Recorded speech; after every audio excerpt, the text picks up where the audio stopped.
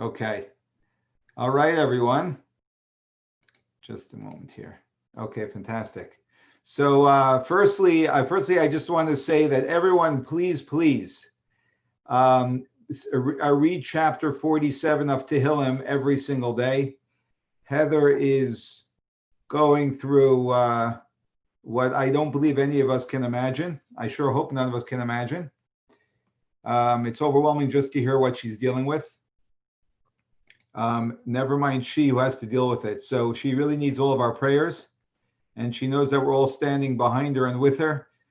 So it's really important that every day we say chapter 47 on her behalf. She needs 10 miracles. And just texted me. It was about 10 different doctors that have to coordinate the medicines to deal with everything that that her body has to deal with. She's in unbelievable pain that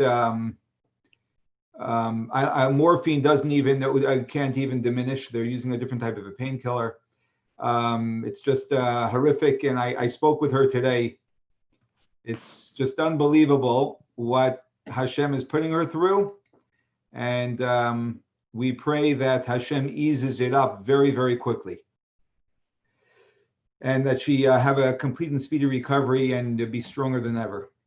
So on a more positive note, a few very special things I'd like to share with everyone. Firstly, a huge mazel tov to the Gershmans, to Eddie and Angela on the engagement of their son David to Alexa. Thank you. So exciting. Yeah, thank you. You're welcome. We are so excited. And I'm just going to say this. I hope it's okay. Yeah. He waited until after midday today because the morning of Tisha B'Av continues until midday today. And he really wanted to propose not on Tisha B'Av, but on the day of Tisha B'Av because it was Alexa's birthday. But he pushed it off until after midday to make sure to do it at the appropriate time. And I want to say this is not a small thing. This is a very big thing. It's a really big thing to me. I just want you to know, tell David, it's a really big deal to me that he did this. Because, in today's world, very few people, are ready to put their values before their convenience. And these are crucial moments in our lives where we demonstrate our character. And he did it. And without, he was just right on board. It's just unbelievable. I'm really, really impressed by that. And I know that always comes from the parents. So beautiful. You should have a lot of Yiddish and Achas from them. And we want to, I don't think they're on now, but this is our public forum where I can announce it. So a big mazel tov to George and Stella Gonchar, who will officially be emigrating from Upper Holland to Newtown this week on I believe it's Tuesday, or on Tuesday. Yeah, on Tuesday they are moving to Newtown. They sold their house. They bought a house. Bravo, bravo, bravo to them.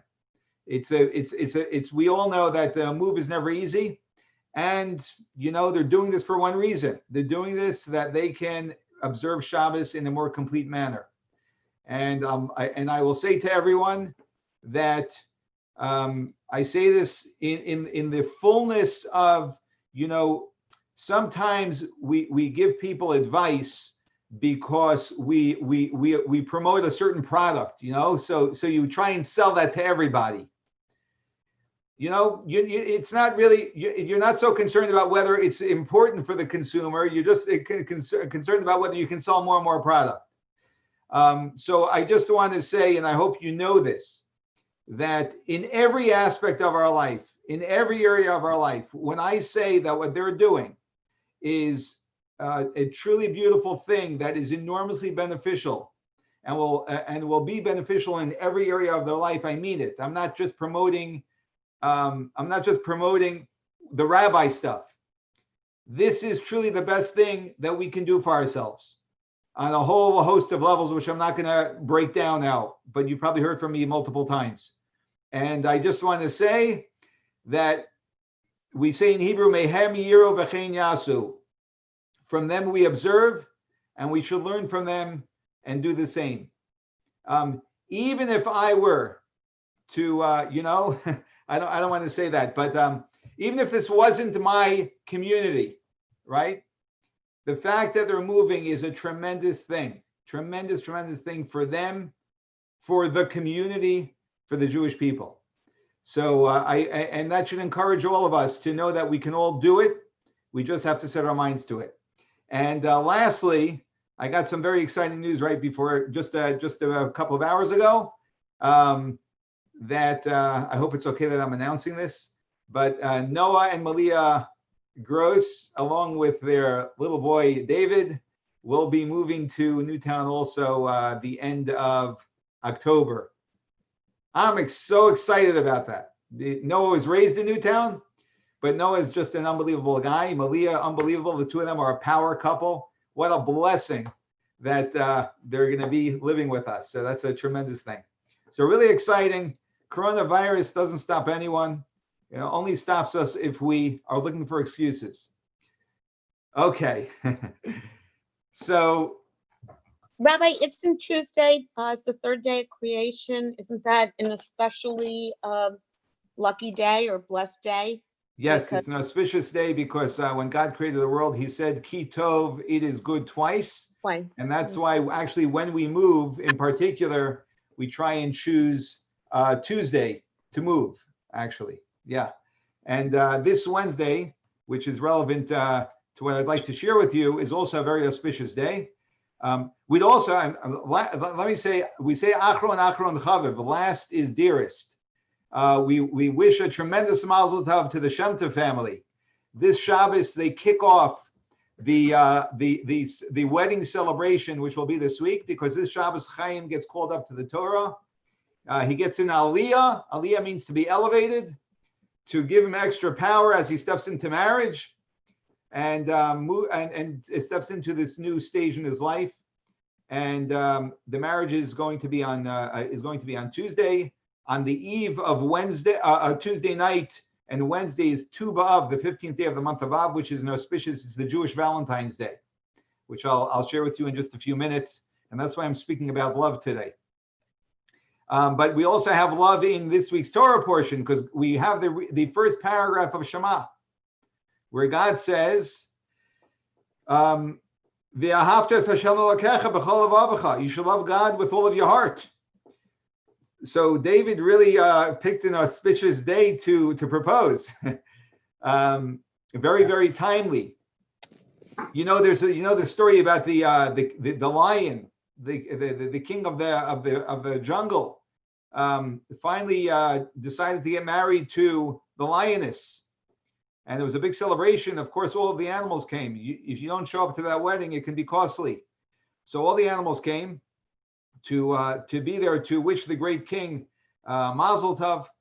And sure enough, of course, the little mouse came. And the mouse comes and is scampering around, climbing over the feet of the lion and trying to get his attention. Finally, he nips at the toe of the lion, which is almost double his size. And the lion looks down, and the mouse turns up and says, "Hey, brother, Mazel Tov, congratulations on your wedding." The lion looks at this puny little mouse and is furious. The chutzpah. You talk to the king that way? You say, brother, Mazel Tov, brother? He roars. Terrible, the mouse starts shaking. He says, "That's the way you speak to the king." So the mouse turns to the lion and says, "Listen, lion, before I was married, I too was convinced I was a king." So we all face the music one day, right? Hashem commands us to love him. And all of the commentaries ask the obvious question: how can you command someone to love? Either you do love or you don't love.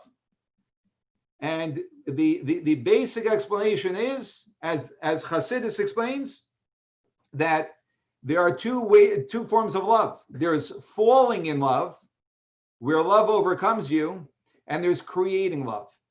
And the two are very different. Falling in love is very romantic. Sounds wonderful. It's great for the novel. But in reality, Falling in love is just a momentary instinctive feeling that we have because something stimulated us. Maybe the way the other person speaks, the way they look, how much they're worth, whatever it may be.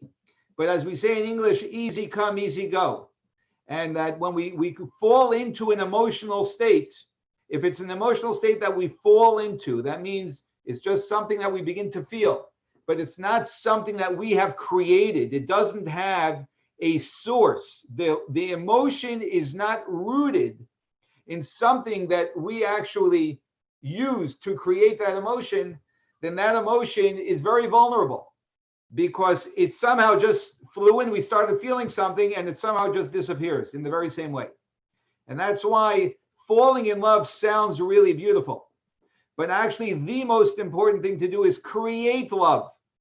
And creating love is when we think about, in the context of God, when we think about the awesomeness of God, when we think about the abundance that God gives us, when we think about everything that we have in our life is from God.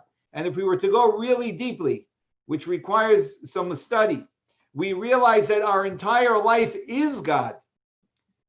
Then we contemplate about that, then we have created, that source that inspires and creates an emotion of love to this being that is the source of everything in our life. And anyone who's been married probably doesn't take more than a couple of months. If you're lucky, maybe it takes a few more months. The falling in love doesn't last really long. And suddenly we realize that the feelings of love are not sustainable on their own. We need to actually create that love every single day. And as we create the love, we begin to realize that the love we thought we had was kids' play. Because the love that we create day by day, year by year, is a very powerful, deep, and intense and real love. And that's why love must be created. We cannot rely on falling into a feeling because that is not sustainable. And now on Wednesday, Tuesday night and Wednesday is the 15th day of the month of Av. And the 15th day of the month of Av, a whole bunch of things happen, which are very unique. I'm not going to share all of them, but I will share most of them. One is that day became a day when girls, especially from poor homes, would borrow dresses so that no one was wearing a dress of their own. So there was no distinction between one girl and another. And they would go dancing in the vineyards of Jerusalem, of Israel. And they would say, young men, lift up your eyes and to see a beautiful girl. And it became a day of shidduchim, of a day of marriage, of connection.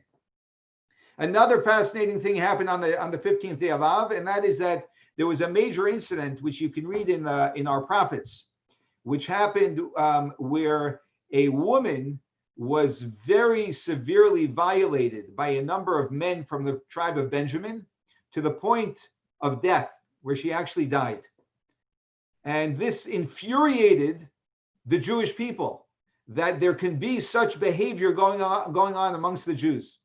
So the tribe of Benjamin was ostracized, and there was a ban from any members of the other tribes marrying a member from the tribe of Benjamin. On the 15th day of Av, they decided to annul that ban. And once again, the other tribes started marrying into the tribe of Benjamin.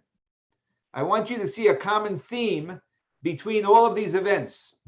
A third event that happened. You may be familiar, if you're familiar with basic Jewish history, you're familiar with the fact that after King Solomon, and I think I mentioned this a few weeks ago in one of the stories I shared, that after King Solomon passed away, his son Yeravam took over, and what ended up happening was he was not a very fine leader. He made a very bad choice, and through that bad choice, there was a split amongst the Jewish people, and there was a split between the 10 tribes and the 2 tribes, which we generally call Yisrael, were the 10 tribes, and Yehuda were the 2 tribes. And that split lasted until we went into exile. The Rechavam, the leader of the 10 tribes, put up roadblocks blocking the Jews from going to the temple, which was in the tribe of in the domain of Yehuda and Binyamin. Because as long as the Jews would continue going to the temple, he knew that they would never be segregated into a separate entity. So he put up roadblocks and he created golden idols, actually, and that's what they worshipped. Unbelievable. The 10 tribes worshipped that. It was on the very last king that we had, that the Jewish people had, took down these roadblocks. And he took down these roadblocks on the 15th day of Av, uniting the 2 tribes and the 10 tribes. One last thing, which is very interesting, is that there were certain families who had the responsibility in the temple of providing firewood to the temple. There was a special room when you walked into the temple, which was the first area that you walked into, was called the Ezras Nashim, the women's courtyard, which was a courtyard which was exposed. It didn't have a roof over it. Most of the temple was not roofed. And in the four corners of that area, there were rooms. They were called lishkas, a lishka, which is a room, and each room had served a different purpose. One of those 4 rooms was called lishkas ha'itzim, the room for wood. And in that room, they stored all the firewood. They needed an enormous amount of firewood because the fire on the altar had to burn for 24 hours a day, 7 days a week, constantly. It was never allowed to go out. That's a commandment in the Torah. And they usually had 4 or 5 pyres on the altar, and these were huge fires. So they needed an enormous amount of firewood. And there were certain families that had the job and the merit of providing the firewood for the temple. And they would bring all of this wood into this room, and then they would and then they would have Kohanim who could not serve in the temple because they had a blemish, and they would inspect the wood to make sure that there was none of the wood was wormy, that it was nice wood, nice firewood that they're putting on the altar because it's God's altar. So they would work from Nisan, from the month of Pesach until the 15th day of Av, bringing wood, supplying wood to the temple, and they would stop on the 15th day of Av, and that supply lasted all the way through till Pesach next year. Who is all of this wood for? If a Jew sinned and he had to bring a sin offering, so he brought a sin offering, and the temple and the altar needed fire to burn up the part of the offering that was consumed. So these families donated the wood, and they had to rush to make sure it was all in by the 15th day of Av, in order that all of the Jewish people, both for communal sacrifices and private sacrifices, had fire on the altar. Now this is fascinating, because the reason why they rushed to finish by the 15th day of Av is because from the 15th day of Av in Israel, the days start getting shorter. So the sun is out less. And because the sun is out less, the wood does not dry as quickly. And because the wood doesn't dry as quickly, when you have damp wood, it's more likely to become wormy. So they would stop bringing wood because they didn't want any wormy wood, God forbid, to go onto the altar. And all of this, these families did on behalf of their fellow Jews, but not only on behalf of their fellow Jews, for many, on behalf of their fellow Jews who sinned. And they dedicated themselves to making sure that there was proper wood that was not wormy for Jews who sinned. Again, showing a tremendous connection of unity amongst the Jewish people. And as the Rebbe explains, that this day of Tu B'Av is in a certain respect a rectification for Tisha B'Av. Tisha B'Av, the destruction of the second temple, happened because of sinas chinam, baseless hatred. And here, Tu B'Av, just a few days later, is all about the Jewish people being unified and caring for each other. Because avas chinam, baseless love. And sometimes we feel that the love that we have for our spouse on a bad day, because of our rotten mood, we sometimes feel like the love that we have for our spouse is baseless, which of course we need to remember is our issue, not our spouse's issue, that we're in the state we're in, to feel that way. But the idea is to be totally in love with another Jew, through understanding why we should be in love with every single Jew, which is a conversation in and of its own, but we need to be aware of that, and we need to develop that love. And then we bring that into every relationship that we have, where we create loving relationships. And the way we create loving relationships is primarily in two ways. One way is through thinking, understanding the value of this person, understanding how much my life is better because of this person. So even though something came up that irritated me, I can think of at least 10 things that are beautiful about the fact that I'm married to this person. And also doing acts of love, simply doing acts of love. There was a woman by the name of Mrs. Weiss, who's actually my first cousin's mother. She was engaged, and she went with her husband to the Rebbe in a private audience. This was probably in the 1960s, to get a blessing for their marriage. And suddenly, while they're both standing there, she starts crying. And she says to the Rebbe, would it be okay if I share a few private words with you? Could you imagine that? You're there with your fiance to get a blessing, and she throws you out. She says, I need to have some private words with the Rebbe. What in the world is going on over here? So he leaves. And she has a private, she's crying. She has a private message with conversation with the Rebbe for, I think it may have been 15 or 20 minutes, if I'm not mistaken. And she comes out and she's composed. She's fine now. He, to his great credit, doesn't ask any questions.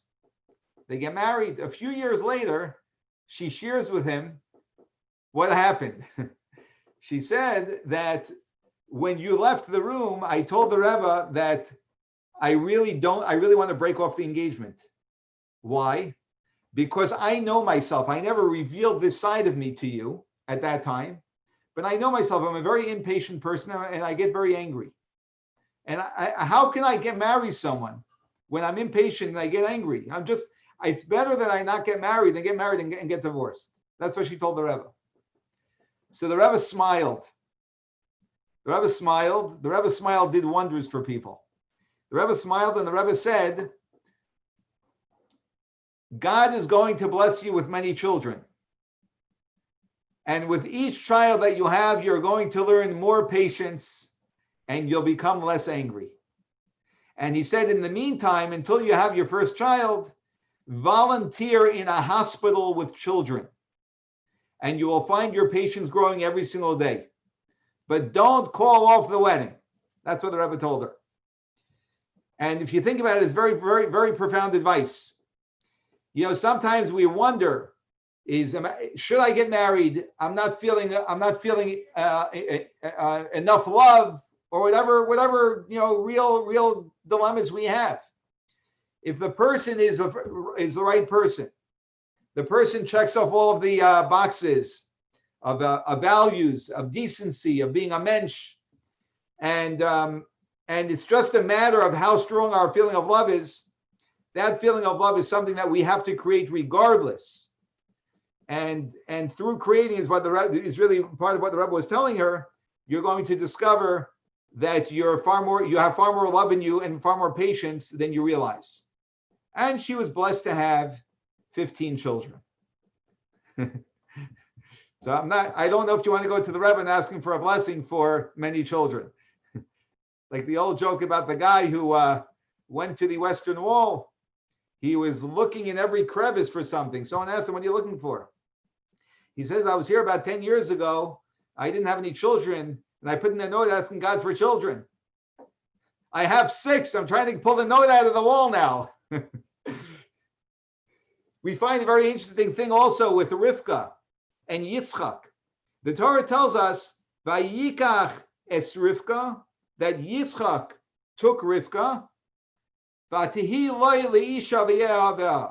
He took her for a wife, and he loved her. The Torah explicitly says first they got married and then he loved her. It doesn't mention him loving her before. Because as much as we may have love before we get married, anyone that's married for a few years knows that love was quite a joke. We thought we were in love. We went through a whole bunch of bumps. Thank God for every one of those bumps and for surviving them. And the love that we have today is a far deeper love than the love we had then. Because the only way we actually feel for something is if we invest in it, right? Who actually is excited? Who is most excited about the mikveh being built in Newtown? I will tell you, the people who are most excited are the people who in one way or another invested in it, whether it's invested their time, their talent, their money, whatever it is, but they've invested themselves. When we invest ourselves in something, we have a very strong feeling for it. We don't invest ourselves in something, then we don't have that feeling. There was a woman by the name of Hannah Sharfstein. She lost her father when she was a teenager. Very tragic story. They immigrated to America, and her father was a very prominent rabbi. They lived in Boston, and he was tragically murdered. It was a very crazy, unusual story. The Rebbe sort of undertook the family in trying to assist them and console them in every way. And this girl, Hannah, wrote the Rebbe. Her maiden name was Zuber. I actually knew her brother. This was in 1953. This happened. She was, I think, 16 years old at that time. And she wrote many letters to the Rebbe because she was, obviously suffering from the loss. And the Rebbe wrote back at length to her and really helped her out a lot. She was once in a private audience with the Rebbe, and the Rebbe suddenly asked her something that was a little uncomfortable for her because she was, it's uncomfortable to talk to a Rebbe about such a thing. The Rebbe asked her, "What's going on with Shidduch?" So she was a little bit bashful. And then the Rebbe asked her about a certain boy. It so happened that it was a boy that she dated. It so happens that most probably, my guess is that her mother, had written to the Rebbe about, her dating, because the Rebbe asked her about 3 or 4 boys that she had dated, and everyone she had a reason why this boy wasn't for her. So the Rebbe laughed, and the Rebbe told her, "You read too many books," and she said it was true that I used to read a lot of novels. He said, love is not the way they describe it in novels, in romantic novels. It's not this blinding emotion that overtakes a person and feels very romantic. These books do not portray real life. That's just not the way it is. It's called fiction because it is fiction. And so the Rebbe explained to her that love is an emotion that increases throughout life, and through sharing and caring and building a life together and a family together. That's how two people actually develop deeper and deeper love until you reach a point where you can't imagine life without the other person. So the Rebbe said, the love you feel after 5 or 10 years is something that that's gradual and developed. And this is a very, very powerful thing that we all need to remember, because we have our up days and we have our down days, and we have to remember that it's all a development. But more importantly, I think we need to share this with people who are embarking on a relationship, so that they are being realistic about what they're stepping into and how it works and how it develops. There was I'll conclude with this cute anecdote. There was a gentleman from Jerusalem who was in Turkey, Istanbul. I don't know what it's called today. It's Constantinople today. Anyone? Whatever. So whatever it's called, he was in Turkey doing business, and when he was there, he happened to have met another Jew from Jerusalem who he knew, and that Jew was staying on for a while. So he said, "Can you do me a favor and take back, a bunch of money to give to my wife, because I still have to stay here to do more business." And the man said, "And you can keep," he said, "ten leishti kama shatarotzeh. You can give my wife from this package of money kama shatarotzeh, as much as you'd like." That's what he told him. Interesting, right? So he gave the guy let's say it's a package of $10,000, and he said, "You can give my wife as much as you'd like from it."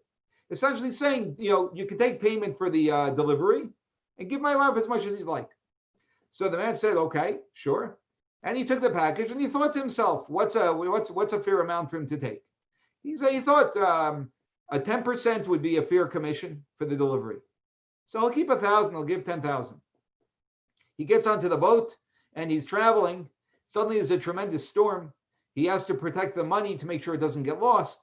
And he starts thinking to himself, this is becoming more difficult than I originally envisioned. So he started thinking to himself, maybe 25% in this situation would be more appropriate for me. Until he got off the boat, and then he thought 50%, because now I want to go home. I can't go. All of the ideas that come into our heads when we want to make a few dollars. By the time he got to the wife, he decided he's going to give her 10% and he's going to keep 90%. So he says, your husband sent you money and here's the money. She opens up, she sees it's $1,000. And she's very surprised. This isn't her husband. So she looks at him and says, is this what my husband told you to give me? So she said, your husband said that 10 la, give her kama shataratza, as much as you like. She was very disturbed by it. She didn't know what to do. So what did she do? She went to the rabbi. She went to the rabbi of the city in Jerusalem. He was a real chacham, a wise man. And he told her the story, what happened. So this wise man, the rabbi says, call the man to my house. I'd like to speak to him. So he calls the man to this house and he says, what's this? What's going on over here? You only give her 1,000 rubles, $1,000. That's all her husband said. He said that the husband said, I should give her a mashadaratza, what you'd like. So the chacham, the wise man said, you're not paying attention to what her husband told you. Her husband told you, give her what you'd like. You'd like 90%, give her the 90%. And quickly the table was flipped. Point of the story, whatever you'd like is exactly what you should be giving to the other. If you'd like a little more patience and tolerance, give the other a little more patience and tolerance. If you'd like more love, give the other person more love. And in this way, we live in a loving world. L'chaim, we should all strengthen our Avas Yisrael. Every time we encounter a Jew who we struggle with, it is simply God giving us the opportunity to strengthen our ability to love every single person. Don't miss the challenge. Take it on, because this is what we need as a Jewish people. L'chaim, everyone, and good Shabbos.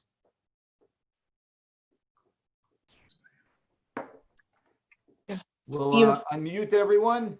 Good Shabbos, Rabbi. Shabbos, Rabbi. Shabbos. Shabbos. Shabbos. Shabbos. Shabbos. Hello, Steve. Shabbos. Shabbos. Rabbi. My head in. Shabbos. Shabbos. Good Shabbos. Good Shabbos. Thank you, everyone, for being here. Thank you for doing this. Rabbi, Yes. just a quick question. First of all, I'm sorry that I was late and I'm so